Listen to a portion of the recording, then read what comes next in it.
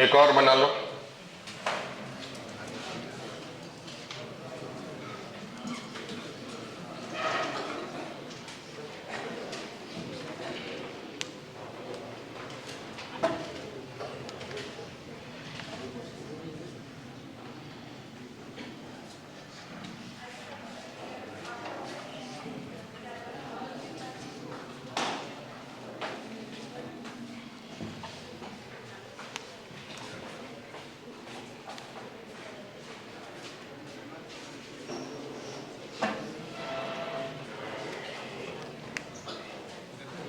Find electric field, magnitude, direction. देखो बातें मत करो, बताओ कुछ सोच पा रहे? डायरेक्शन तो आराम से सोच पाएंगे। हाई टू किधर होता है? लो। तो ये डायरेक्शन होगा वो परपेंडिकुलर का, मतलब इस टेंजेंट पे परपेंडिकुलर, मतलब ये वाला डायरेक्शन होगा इस पे परपेंडिकुलर। तो ये आपको स्फेरिकल दिख रहा है ना, तो ऐसा फील्ड होगा का डायरेक्शन सब जगह, रेडियल डायरेक्शन। क्या ये बात आपको समझा क्या? क्योंकि रेडियस ही टेंजेंट पे क्या होते हैं? परपेंडिकुलर होते हैं। बाहर की तरफ फील्ड का डायरेक्शन होगा रेडियल डायरेक्शन। तो डायरेक्शन कैसा हो गया? रेडियल। अब बताओ कि रेडियल डायरेक्शन होगा तो इसका मतलब यहां से इस पर्टिकुलर पॉइंट से फील्ड बाहर आ रहा है, तो इसका मतलब इस जगह क्या होगा? चार्ज होगा ना। कौन सा चार्ज होगा? पॉजिटिव की नेगेटिव? फील्ड कहां से निकलता है और फील्ड कहां टर्मिनेट होता है? या फिर, और यहां निकल रहा है फील्ड कि आ रहा है फील्ड? निकल रहा है। इसका मतलब यहाँ पर पॉजिटिव चार्ज होगा, मान लेते क्यू, और उसका डेटा हमको पता नहीं। तो ये पॉइंट चार्ज के का ये फील्ड हुआ। कौन सा चार्ज का? पॉइंट चार्ज का, मतलब एक पॉइंट पे रखा हुआ चार्ज। अब उस चार्ज की वैल्यू नहीं पता, तो इस चार्ज की वजह से किसी भी पॉइंट पे हमको इलेक्ट्रिक फील्ड की वैल्यू निकालनी है। कैसे निकालेंगे? अब यहां देखो डिफरेंस जो है वो यूनिफॉर्म नहीं है, नहीं है ना। यहां से समझो 0 होगा तो इस जगह 60 का डिफरेंस है, यहाँ 30 का डिफरेंस है, यहाँ 10 का डिफरेंस है। डिफरेंस भी यूनिफॉर्म नहीं है। इलेक्ट्रिक फील्ड जब ऐसे रेडियल डायरेक्शन में होगा तो इलेक्ट्रिक फील्ड यूनिफॉर्म होगा कि नॉन यूनिफॉर्म होगा? बताओ। इलेक्ट्रिक फील्ड यूनिफॉर्म कब होता है? लिखाया था मैंने पॉइंट, बोलो ना कब यूनिफॉर्म होता है। देखो तो प्रॉपर्टीज, इलेक्ट्रिक फील्ड यूनिफॉर्म कब होता है? आप लोग क्लास नोट्स नहीं पढ़ते, इतने अच्छे से थ्योरी बताता हूँ कि कोई बुक नहीं पढ़ना पड़े, उसके बाद क्यों नहीं पढ़ते आप लोग?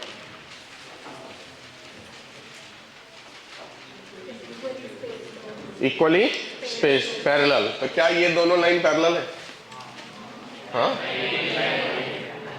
पैरेलल है बोल रहे? हाँ ये दोनों पैरेलल है। ये दोनों के बीच में यहाँ डिस्टेंस 0, और जैसे जैसे दूर जाएंगे डिस्टेंस बढ़ता जा रहा है ना, तो इक्वली स्पेस तो नहीं है ना।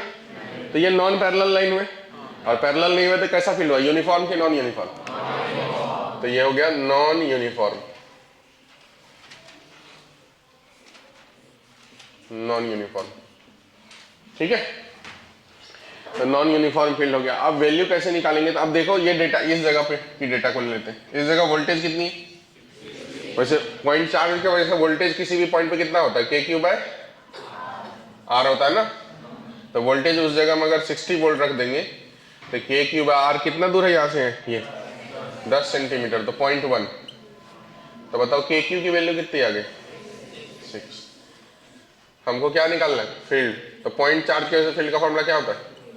के क्यू बाय आर स्क्वायर। के क्यू जगह क्या रख देंगे? 6 बाय आर स्क्वायर। ये हो गया value, answer.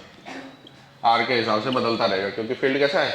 Non uniform. Uniform रहता तो एक वैल्यू होती, सब जगह सेम रहती, तो निकाल लेते हम लोग। पर यूनिफॉर्म तो है ही नहीं ना। डेटा क्या होना चाहिए? हाँ वेरिएबल, क्योंकि इलेक्ट्रिक फील्ड कैसा है? Non uniform. ऐसा लग रहा है कि मैं दूसरे प्लेन में बात कर रहा हूँ और आप सबका दिमाग दूसरे प्लेन में है। एक बार फिर से देखो, सोचो तो अच्छे से।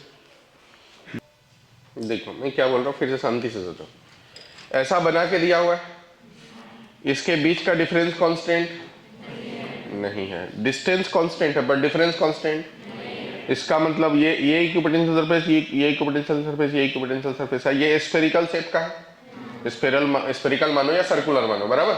तो अगर स्फेरिकल शेप का है तो इलेक्ट्रिक फील्ड तो हमेशा इक्विपोटेंशियल पे जो है परपेंडिकुलर रहेगा, इरिस्पेक्टिव ऑफ शेप जैसा भी रहे उससे लेना देना नहीं है, हर पॉइंट पे टेंजेंट के परपेंडिकुलर डायरेक्शन में फील्ड रहेगा। तो इस पॉइंट पे इस कर्व पे टेंजेंट डाले, इस कर्व पे टेंजेंट डाले, इस कर्व पे टेंजेंट डाले, उस टेंजेंट पे जो परपेंडिकुलर होगा यही लाइन होगी। दूसरे किसी पॉइंट पे टेंजेंट डाले, उस पर जो परपेंडिकुलर होगी यही लाइन होगी। तो ऐसा तो 4 लाइन ड्रॉ कर समझ में आ रही है। ये तो रेडियल डायरेक्शन है, रेडियस का डायरेक्शन है। अगर ये स्फीयर है तो उसका वो कौन सा डायरेक्शन है, रेडियस का डायरेक्शन। तो रेडियस का डायरेक्शन मतलब जो फील्ड हाई से लो फ्लो होता है, तो हाई 60 पहले है और लो बाद में है, तो डायरेक्शन फिर आउटवर्ड है कि इनवर्ड है। तो डायरेक्शन से पता चल गया कि हमको फील्ड जो है वो पॉइंट चार्ज का होगा, क्योंकि एक जगह से निकल रहा है और बाहर की तरफ फैल रहा है, बराबर है, हाँ कि नहीं। तो कौन से चार्ज होंगे, पॉइंट चार्ज। और वो कितना चार्ज है मालूम नहीं हमको, तो हमने मान लिया फिलहाल के लिए क्या, सेंटर पॉइंट पे क्यू चार्ज मान लिए, उसके वजह से आउटवर्ड डायरेक्शन से। अब फील्ड के बीच का जो सेपरेशन है वो बढ़ता जा रहा है, बदल रहा है, मतलब यूनिफॉर्म सेपरेशन फिक्स रहेगा तो फील्ड यूनिफॉर्म रहेगा। तो ये फील्ड कैसा हो गया, नॉन यूनिफॉर्म। नॉन यूनिफॉर्म कहने का मतलब ऐसा फील्ड हुआ जो हर पॉइंट पे बदलता रहेगा। तो पहले जो अभी तक 2 सवाल बनाए थे, 2 या 3 सवाल, उसमें फील्ड यूनिफॉर्म था। यूनिफॉर्म था तो मतलब हर जगह डेटा, तो डेटा न्यूमेरिकल वैल्यू में आया था। अभी जो डेटा आएगा वो न्यूमेरिकल वैल्यू में वेरिएबल के टर्म में आएगा। जैसे जैसे डिस्टेंस बदलेंगे वैसे वैसे डेटा बदल जाएगा। अब ये पॉइंट चार्ज है, ये हमको पता चल गया। तो पॉइंट चार्ज का वोल्टेज और पॉइंट चार्ज का फील्ड का फॉर्मूला हमने लिख लिए। वोल्टेज का फॉर्मूला होता है KQ/R और फील्ड का फॉर्मूला होता है KQ/R²। किसी भी सरफेस को पकड़ लिया हमने, 60 वोल्ट वाला पॉइंट को पकड़े और वहां पर डिस्टेंस यूज करके हमने KQ की वैल्यू निकाल ली। आपका मन होगा कि सर 60 क्यों पकड़े, 30 भी पकड़ सकते, तो पकड़ लेते, तब भी वही आता। देखो वोल्टेज की जगह अगर मैं 30 पकड़ता तब भी KQ/R की जगह कितना होता, 0.20 सेंटीमीटर। तो KQ की वैल्यू क्या आ जाती, 6। फिर आप कोई और पकड़ते, ये वाला 20 पकड़ते, तो 20 = KQ/0.3, तब भी KQ की वैल्यू कितनी आती, 6। मतलब ये डेटा दिया ही इस प्रकार से गया है, ठीक है, कि किसी को भी पकड़े आपका आंसर बराबर ही आएगा, ठीक है, क्योंकि voltage inversely proportional to R होता है। देखो R डबल हुआ, 10 से 20 हुआ, तो डबल होने से वोल्टेज आधी हो जाएगी। R ट्रिपल हुआ तो वोल्टेज 1/3 हो गया। मतलब उसी प्रकार से डेटा दिया गया है, बराबर। तो इससे हमको K और Q दोनों का मिलाकर के जो डेटा है वो आ गया। तो वही वैल्यू इलेक्ट्रिक फील्ड का जो फॉर्मूला KQ/R², KQ की जगह पे रख दिए, इलेक्ट्रिक फील्ड आ गया वेरिएबल 6/R²। डायरेक्शन किधर की तरफ, radially outward, radially outward. Value कैसा, यूनिफॉर्म की नॉन यूनिफॉर्म। जैसे जैसे R बदलेगा वैसे वैसे डेटा भी बदल जाएगा, बराबर। अब 10 सेंटीमीटर पे निकालना होगा तो R की जगह 10 रख देंगे, 20 पे निकालना होगा तो R की जगह 20 रख देंगे, 30 पे निकालना होगा R की जगह 30 रख देंगे, किसी और पे निकालना होगा तो R की जगह वो डेटा रख देंगे, बराबर है। जम गया, बना दो।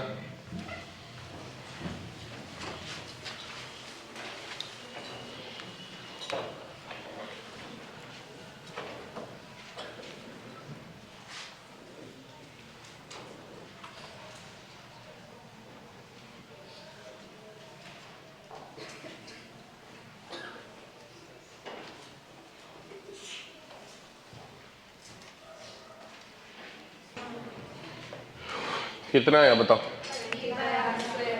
20/, आउटवर्ड ना,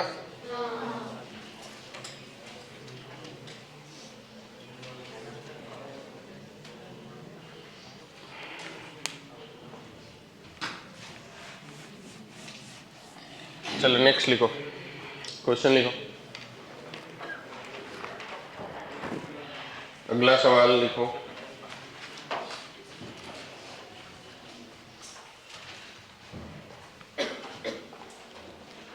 Solid sphere of radius R, solid sphere of radius capital R, solid sphere of radius capital R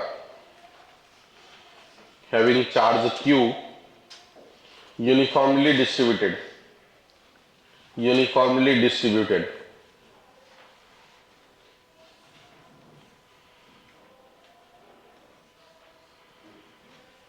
cavity is made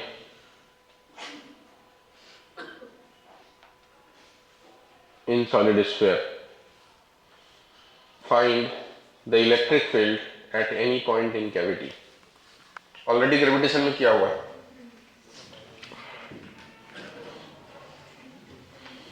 electric field at any point in cavity.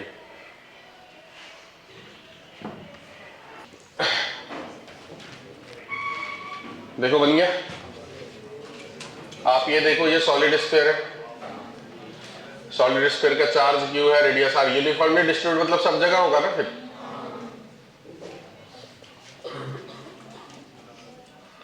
तो किसी भी पॉइंट पे मान लीजिए सेंटर से आर डिस्टेंस पे अगर हमको फील्ड निकालना है तो ये रेडियली आउटवर्ड डायरेक्शन होगा फील्ड का, और उसका फॉर्मूला होता है इनसाइड में के q by r cube into are.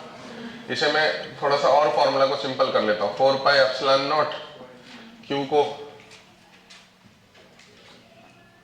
Q ही रहने देता हूँ, बाय क्यू को डेंसिटी इंटू वॉल्यूम लिखता हूँ, 4/3 r cube by r cube into r. यहाँ से देखो 4 पाई कैंसिल हो गए, आर क्यूब भी कैंसिल हो गए, तो rho by 3 epsilon naught into R, एक सिंपल फॉर्मूला हो गया इनसाइड में। रो मतलब density, rho by 3 epsilon naught into R. ठीक है, अब इसमें कैविटी बना दी, मान लो इस जगह कैविटी बना दी है, ये इसका सेंटर है, ये कैविटी का सेंटर है, हमको इस जगह में फील्ड निकालना है।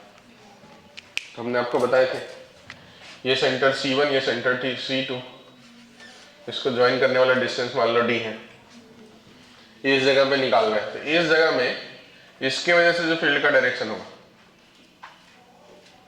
ये वाला होगा, मान लो E1 टोटल, और कैविटी की वजह से जो डायरेक्शन होगा वो ये वाला होगा, E ड्यू टू कैविटी। तो जो नेट वैल्यू होगा वो क्या होगा, माइनस ना। तो जब नेट वैल्यू लिखेंगे हम लोग फील्ड, वो E टोटल पूरा में से कैविटी निकाले हमने, कैविटी को माइनस कर लेंगे, बराबर। अब इस कैविटी को माइनस करेंगे तो इसे मैं ऐसा लिख देता हूं, E total plus minus E of cavity. ठीक है, तो इसे वेक्टर फॉर्म में देख लेते हैं। ये पॉइंट से ये वाला वेक्टर है E टोटल, ये वाला वेक्टर है माइनस E कैविटी। तो इस दोनों को ऐड करेंगे अगर, तो ये वाला जो होगा नेट रिजल्टेंट वेक्टर हो जाएगा ना वेक्टर फॉर्म से, हाँ कि नहीं। तो ये वाला वेक्टर फॉर्म से इतना हो जाएगा, तो नेट की जो वैल्यू हो जाएगी वो उसमें क्या हो जाएगा, सिग्मा बाय 3 एप्सिलॉन नॉट, मतलब rho by 3 epsilon naught into distance center to center के बीच का डिस्टेंस D। यही हुआ था क्या, और डायरेक्शन कौन सा, C1 C2 का यूनिट क्या लगा दिया मैंने, सेंटर टू सेंटर ज्वाइन करने वाला जो डायरेक्शन होगा ये हो गया नेट का डायरेक्शन, बराबर। ये बात समझ गया। इसका मतलब कैविटी के सभी पॉइंट पे जो डायरेक्शंस होंगे वो इसके पैरेलल होंगे, मतलब इस पॉइंट पे भी इसके पैरेलल, इस पॉइंट पे भी इसके पैरेलल, इस पॉइंट पे भी इसके पैरेलल, सब जगह पैरेलल। और कैसा, यूनिफॉर्म, पैरेलल है तो कैसा हो गया, यूनिफॉर्म, क्योंकि डेटा सब जगह क्या रहेगा, कांस्टेंट। डिस्टेंस कौन सा यूज हो रहा है, सेंटर टू सेंटर के बीच का डिस्टेंस, बराबर है।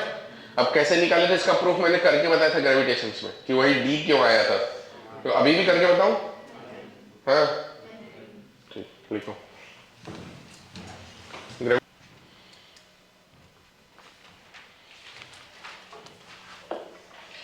अगर आपको फिर से करना तो इस डिस्टेंस को x मान लेता हूं, इस डिस्टेंस को y मान लेता हूं, तो ये हम कर देता हूं E total rho by 3 epsilon naught into x cap plus rho by 3 epsilon naught into minus y cap, तो इक्वल टू हो जाएगा rho by 3 epsilon naught common vector x plus minus vector y, इस जगह rho by 3 epsilon naught x plus y, x ये vector होगी, minus y ये vector हो गई, तो इस दोनों को ऐड करेंगे a plus B equal to सी, तो ये वेक्टर हो गया D, वेक्टर D।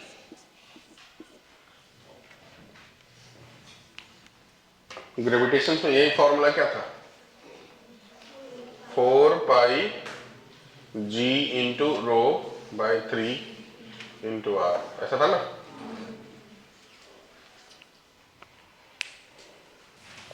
फाइंड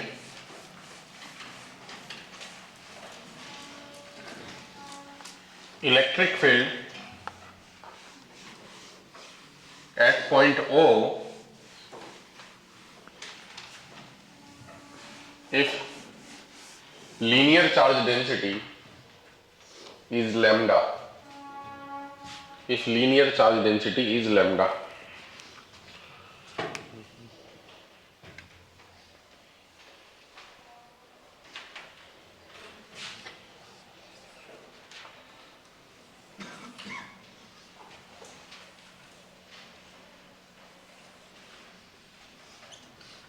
ऐसा सो ऑन टू इनफाइनाइट तक। ये पॉइंट O है, ये रेडियस R है, चार्ज U शेप में है। ऐसा रॉड को मैंने U शेप में कन्वर्ट कर दिया। लगाओ तो दिमाग, भगवान का कितना दिया हुआ।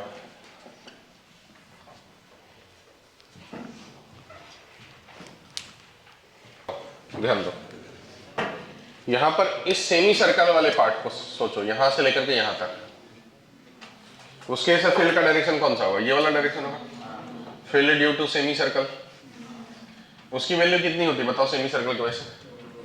2k लैम्डा बाय आर, बराबर। अब ऊपर वाला जो रॉड है ये वाला, ये at one end of infinitely long rod हुआ क्या?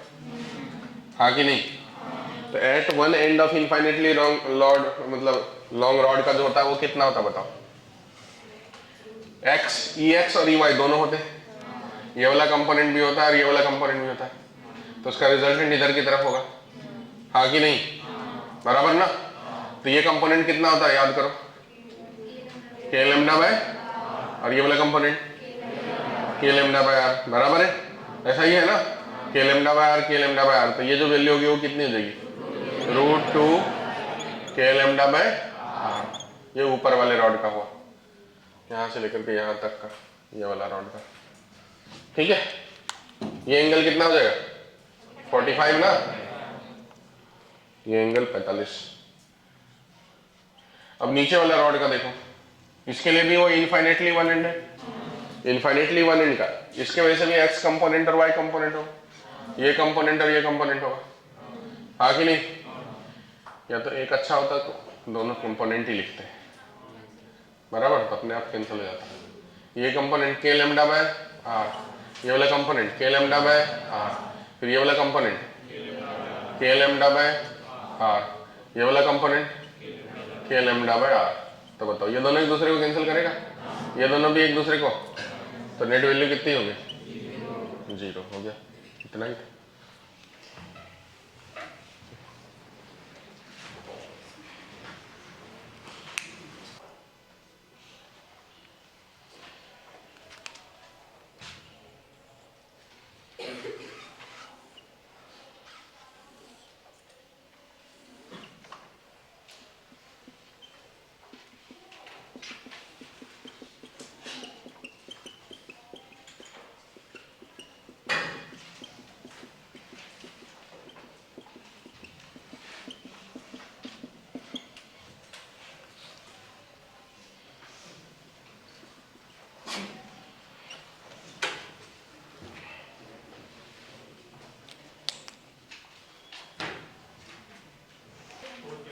फोर के लैम्डा बाय आर, क्योंकि अब कैंसिल नहीं होंगे, सर्कल के वजह से इधर होंगे 2k लैम्डा बाय आर।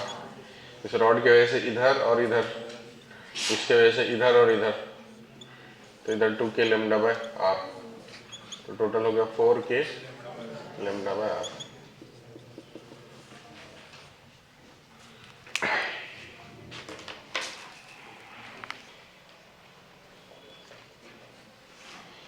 चलो लिखो डाइपोल। यहां तक का कॉन्सेप्ट एकदम क्लियर है तो फिर मैं अगला टॉपिक लिखूं, नहीं तो नहीं लिखूं। एक बार देख लो तो पूरा पेज को, 2 मिनट।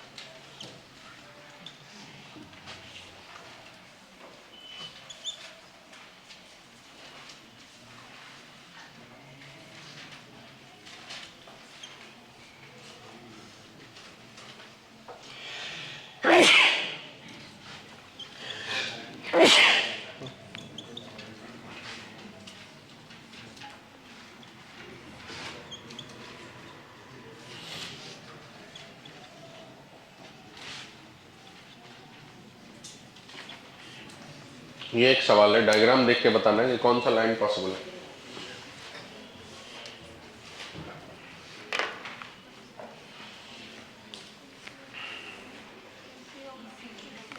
सी वाला ना, क्योंकि पहला वाला क्यों पॉसिबल नहीं है? क्योंकि मेटल के इनसाइड में फील्ड हो नहीं सकता।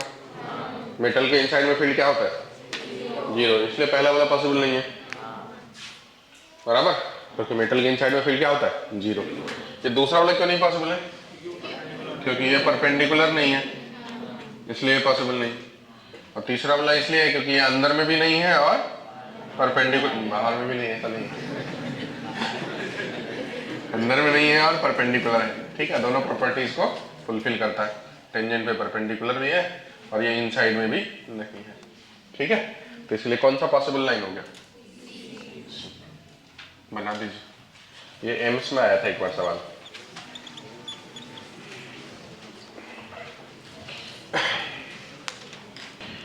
जब दो चार्ज इक्वल और अपोजिट नेचर का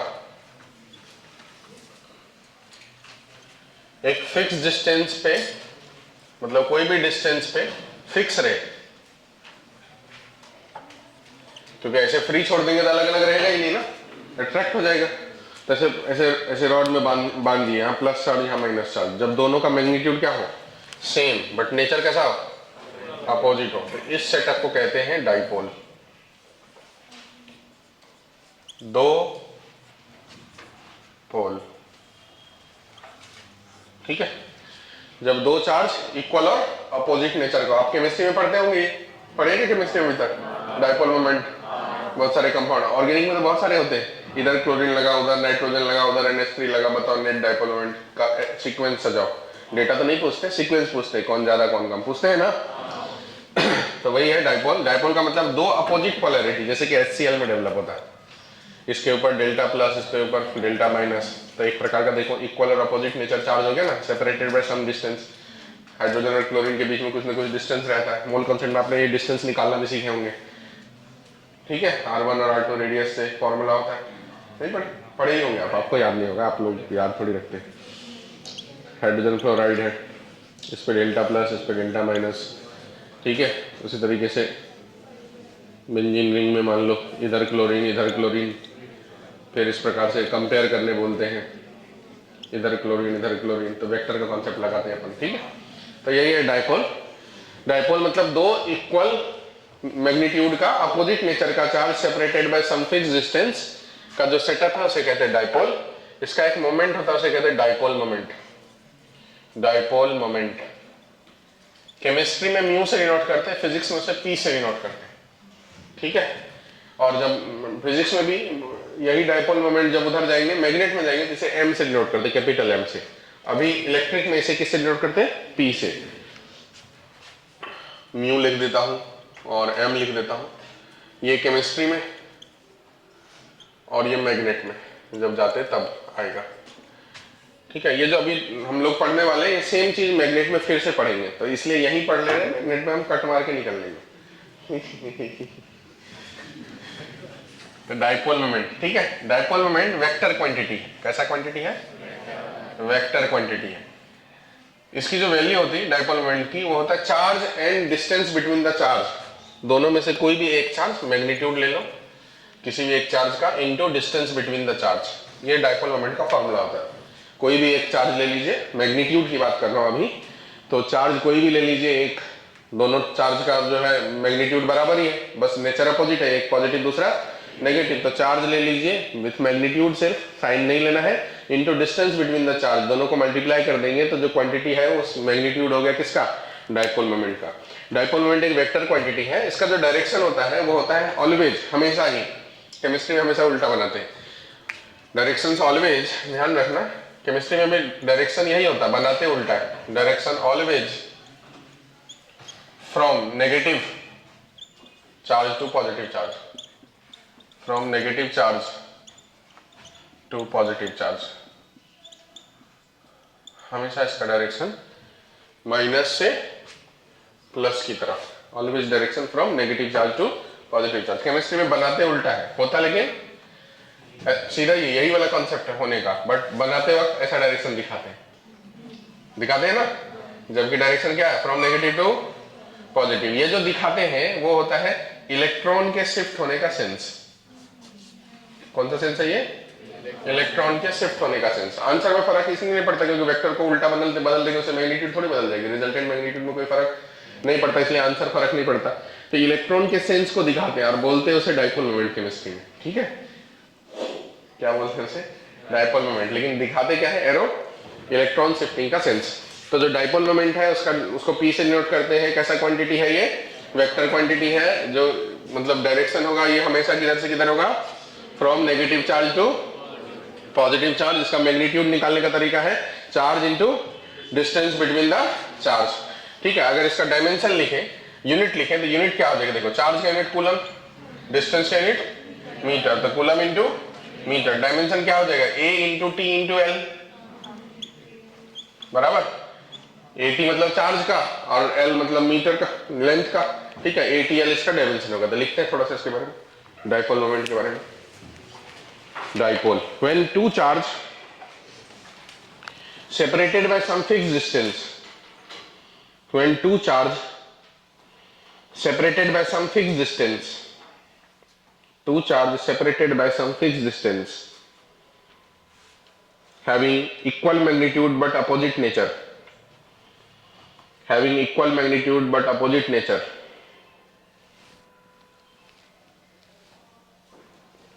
equal magnitude but opposite nature, then the setup is known as,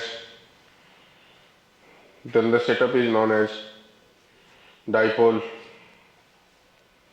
then the setup is known as dipole। नीचे ये सब बातें लिखें।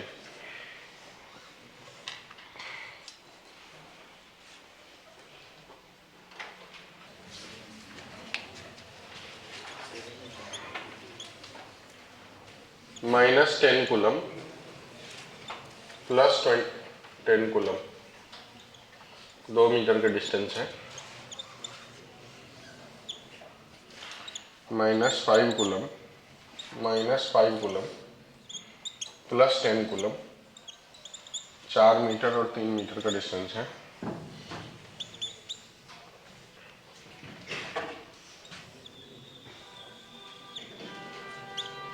-6 coulomb plus 3 coulomb plus 3 coulomb, 4 metre 3 metre का डिस्टेंस है,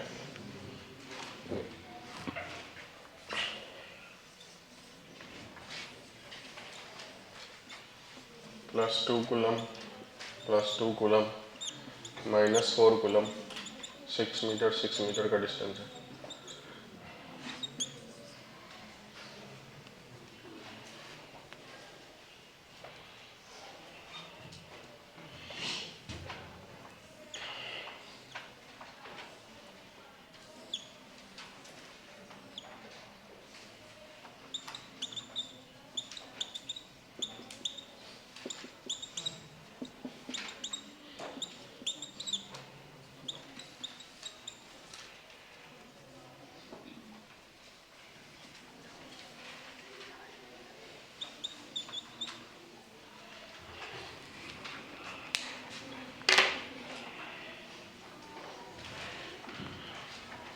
देखो इस वाले में कितना हो जाएगा, 10 इंटू 2 20, डायरेक्शन इधर से इधर की तरफ। इस वाले में 10 कूलम को 2 हिस्सों में बांट देंगे, -5 कूलम सॉरी +5 कूलम और +5 कूलम। ये एक डाइपोल हो गया और ये दूसरा डाइपोल हो गया। इसका डायरेक्शन इधर से इधर की तरफ, इसका डायरेक्शन इधर से।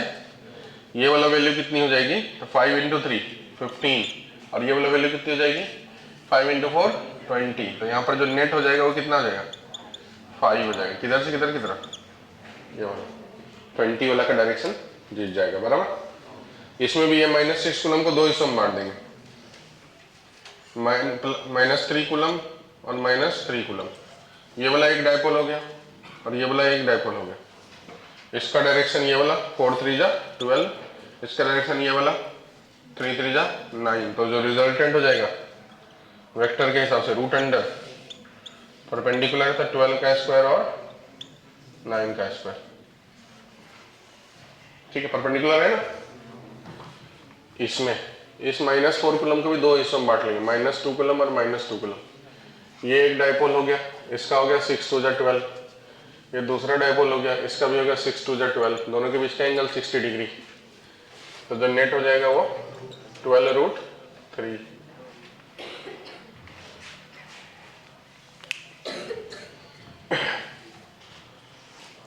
इसका पकड़ेंगे तो 0। इस 12 कूलम को 6 + 2 कूलम मान लेते हैं। +2 कूलम +2 कूलम +2 कूलम +2 कूलम। ये वाला डायपोल, सॉरी माइनस नहीं था, माइनस था नहीं, माइनस तो माइनस मानना पड़ेगा। Minus minus minus minus minus. ये डायरेक्शन इधर, ये डायरेक्शन इधर, ये डायरेक्शन इधर, सब डायरेक्शन एक दूसरे को क्या करेगा, कैंसिल करेगा। तो नेट जो हो जाएगा कितना हो जाएगा, 0।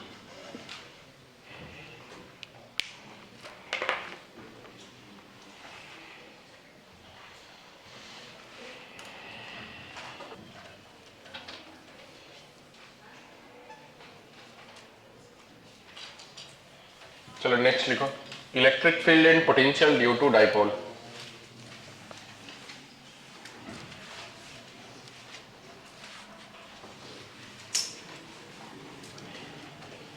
Electric field and potential due to dipole.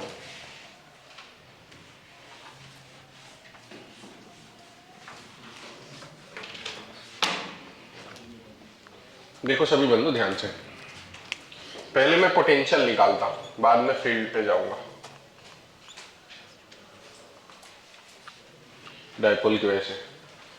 मान लो ये एक डायपोल है जहां यहां चार्ज है -q, यहां चार्ज रख दिया +q, ये इसका सेंटर पॉइंट है, ये इसके बीच का डिस्टेंस l है, इसके बीच का डिस्टेंस l है, इस पॉइंट का नाम मैंने O दे दिया। इस O पॉइंट से r डिस्टेंस दूर, इस पॉइंट पे r डिस्टेंस दूर, एंगल थीटा पे हमको आप पोटेंशियल लिखना है। जहां पे कंडीशन सभी जो डेरिवेशन कर रहे हैं वो r must greater than l या 2l। डायपोल की लेंथ से जो डिस्टेंस है वो काफी ज्यादा बड़ा है इस केस में।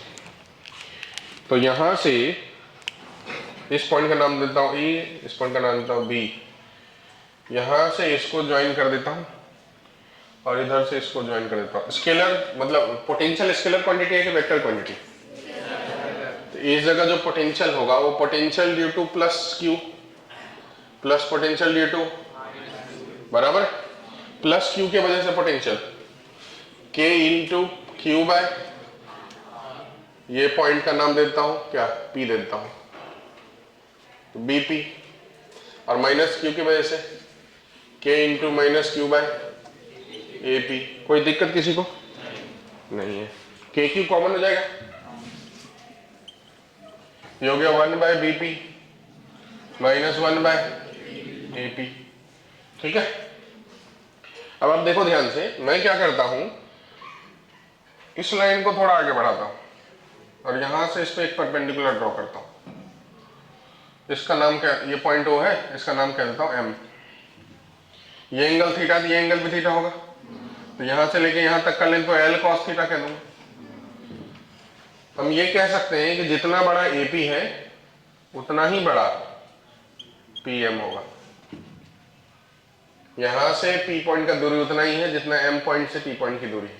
अप्रॉक्स में कह सकते हैं, ये कॉन्सेप्ट ऐसा, सर्कल में ये भी रेडियस, ये भी रेडियस, दोनों आजू बाजू का पॉइंट है और ये दोनों ऐसा परपेंडिकुलर एकदम आजू बाजू का पॉइंट है। ठीक है, कह सकते हैं तो ये दोनों बराबर, तो वैसा कॉन्सेप्ट है, तो दोनों को मैंने बराबर कर दिया। तो अगर दोनों को बराबर कर दिया तो Pn को क्या लिख सकता हूं, देखो OM प्लस OP। OM मतलब L cos थीटा और OP मतलब R।